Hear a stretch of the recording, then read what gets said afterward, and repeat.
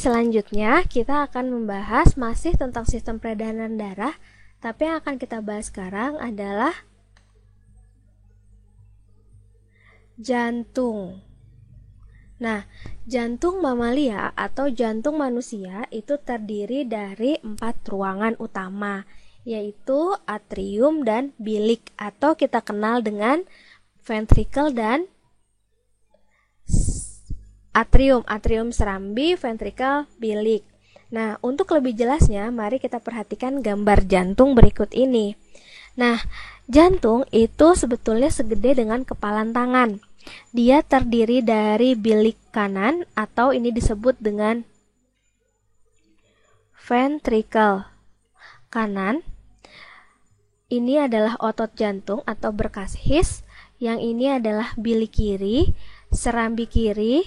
Yang ini adalah serambi kanan.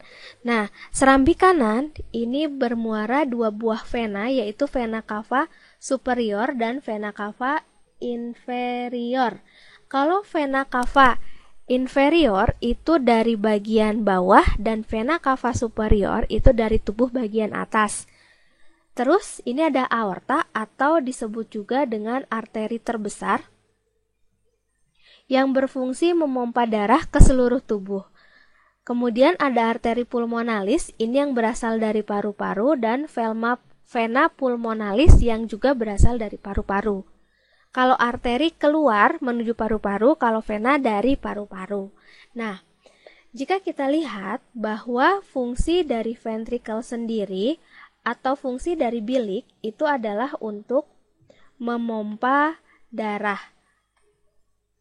Berarti pasangan dari ventricle pastilah arteri, karena arteri itu berfungsi membawa darah keluar dari jantung. Sedangkan atrium atau serambi ini berfungsi untuk menerima darah baik dari paru-paru maupun dari seluruh tubuh. Nah, karena yang namanya atrium itu berfungsi menerima darah, maka pasti arteri yang terdapat di sekitar atrium adalah arteri vena atau pembuluh darah yang ada di sekitar atrium atau yang berhubungan langsung dengan atrium pasti pembuluh darah vena atau juga pembuluh darah balik. Kenapa vena? Karena vena yang membawa darah masuk ke dalam jantung. Nah, ngomong-ngomong tentang pembuluh darah yang dimiliki oleh manusia itu ada 3. Ada arteri, ada vena, dan ada kapiler. Pembuluh darah arteri memiliki dinding yang tebal dan elastis. Ini terkait dengan tekanan arteri yang kuat. Sedangkan vena itu tipis dan tidak elastis.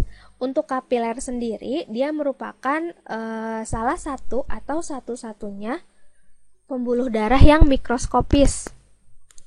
Aliran darah yang dimiliki oleh arteri adalah aliran darah yang meninggalkan jantung.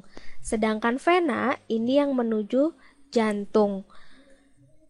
Tekanan pada arteri kuat, sedangkan pada vena lemah. Kalau pada kapiler tidak memiliki tekanan. Untuk letak, arteri itu karena dia tebal, dia jauh di bawah permukaan kulit, jadi tidak terlihat oleh mata. Tapi kalau vena itu terlihat oleh mata karena dia berada dekat dengan permukaan kulit. Coba sekarang kamu angkat tangan dan lihat di bawah kulit itu terdapat saluran-saluran yang hijau atau yang sedikit kebiruan. Nah, itulah vena. Sedangkan yang kecil-kecilnya, kalau misalnya kalian lebih perhatikan lebih dalam, itu ada yang kecil sekali yang halus. Nah, itu adalah kapiler. Kemudian kandungan yang dimiliki oleh arteri itu mengandung oksigen kecuali arteri pulmonalis yang mengandung CO2. Nah, arteri pulmonalis juga dia satu-satunya yang membawa darah ke arah paru-paru supaya terjadi pertukaran gas di paru-paru. Sedangkan vena membawa darah yang mengandung CO2 kecuali pulmonalis. Pulmonalis ini membawa darah ke jantung dan membawa darah yang kaya akan oksigen. dan berasal dari paru-paru. Sedangkan kapiler merupakan tempat pertukaran gas. Nah, kalau berbicara tentang sistem peredaran darah, ada yang dinamakan dengan sistem peredaran darah terbuka dan tertutup. Kalau terbuka tertutup itu tergantung dari dia mengalir dalam pembuluh darah atau tidak. Tapi yang akan saya bicarakan di sini adalah sistem pembuluh darah ganda atau sistem pembuluh darah, sistem peredaran darah yang 2 kali balik ke dalam jantung. Seandainya saya gambarkan ini adalah jantung yang terdiri dari 4 ruangan. Ini tadi atrium kiri, yang ini ventrikel kiri, ini ventrikel kanan, yang ini atrium kanan. Kita mulai dari ventrikel kiri dulu. Dari ventrikel kiri, dia menerima darah dari atrium kiri, masuk ke ventrikel kiri. Dari ventrikel kiri, dia akan dipompa keluar oleh aorta.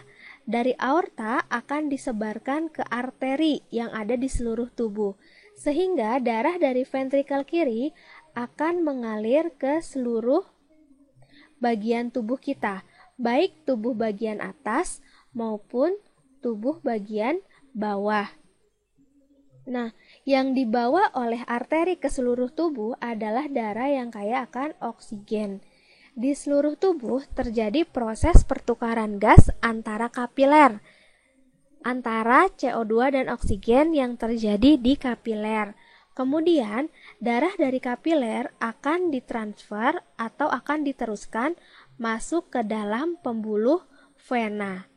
Kalau dia berasal dari tubuh bagian atas, maka namanya vena cava superior. Nah, sedangkan yang dari bawah adalah vena cava inferior. Dua-duanya akan bermuara masuk ke atrium kanan atau serambi kanan. Berarti membawa apa ini? Membawa CO2. Darah yang kaya akan CO2 nantinya akan turun masuk ke ventrikel kanan.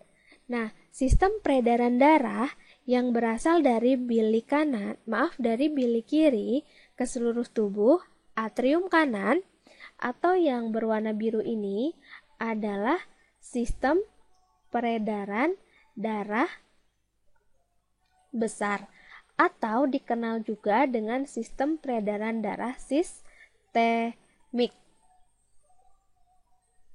Selanjutnya, darah yang turun dari atrium kanan menuju ke ventrikel kanan nanti akan keluar menuju ke dalam lung atau paru-paru untuk terjadi pertukaran gas di alveolus. Berarti darah yang menuju ke paru-paru dia membawa darah yang kaya akan CO2 dan dibawa oleh pembuluh darah yang bernama arteri pulmonalis. Di paru-paru terjadi pertukaran gas di alveolus. Setelah darah kaya akan oksigen, darah akan kembali lagi masuk ke dalam jantung, tepatnya ke dalam atrium kanan, dan dibawa oleh pembuluh darah yang bernama vena pulmonalis. Dan aliran yang berwarna merah ini disebut dengan aliran sistem peredaran darah kecil atau disebut juga dengan sistem peredaran darah pulmoner. Jadi, sistem peredaran darah manusia atau mamalia adalah sistem peredaran darah ganda karena dia 2 kali balik ke dalam jantung. 1 kali pada sistem sistemik dan 1 lagi pada sistem pulmoner.